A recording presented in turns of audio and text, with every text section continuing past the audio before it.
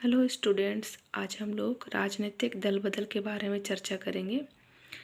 जब कोई विधायक या सांसद अपनी इच्छा से स्वेच्छा से उस पार्टी को छोड़ देता है जिसके टिकट पर उसका निर्वाचन हुआ रहता है, तो इस प्रक्रिया को राजनीतिक दल बदल कहते हैं।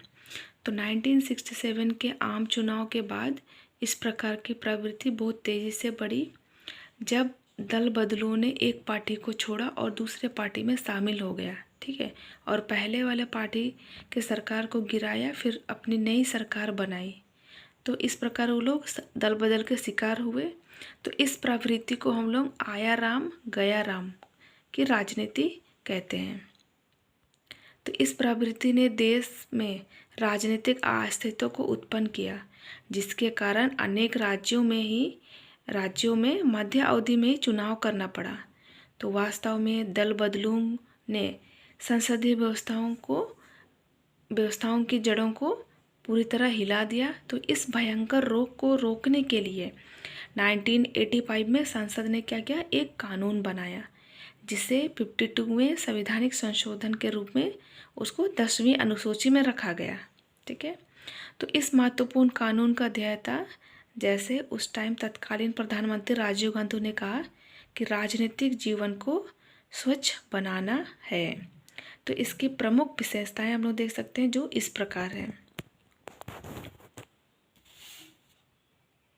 पहला है, यह कानून है ना, यह कानून जो है संसद या राज्य के विधानमंडलों के सदस्यों पर ही लागू होगा। ठीक है।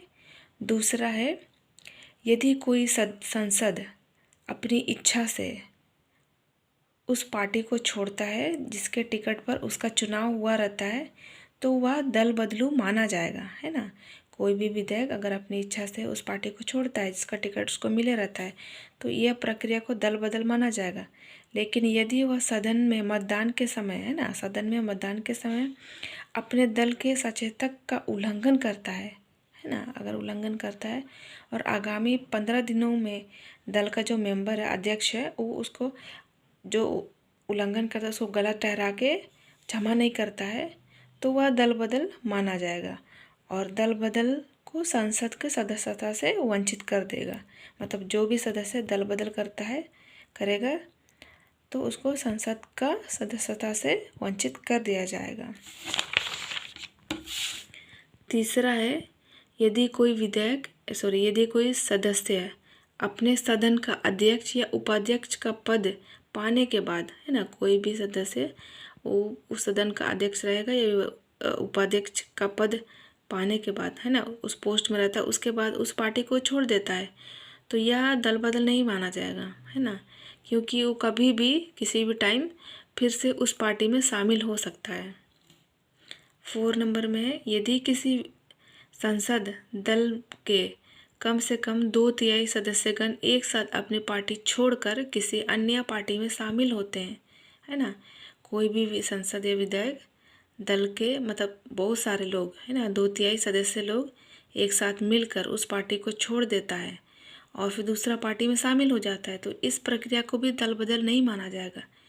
इसको हम लोग बोल सकते हैं, ऐसा प्रक्रिया को दल का विलय कहेंगे।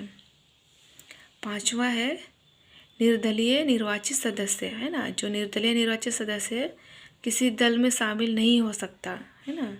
जो निर्दलीय निर्वाचित सदस्य होंगे वो किसी भी दल में शामिल नहीं हो सकता है, लेकिन निर्दलीय रूप से मनोनीत सदस्य आगामी 6 महीना में किसी पार्टी में शामिल हो सकता है। ठीक है।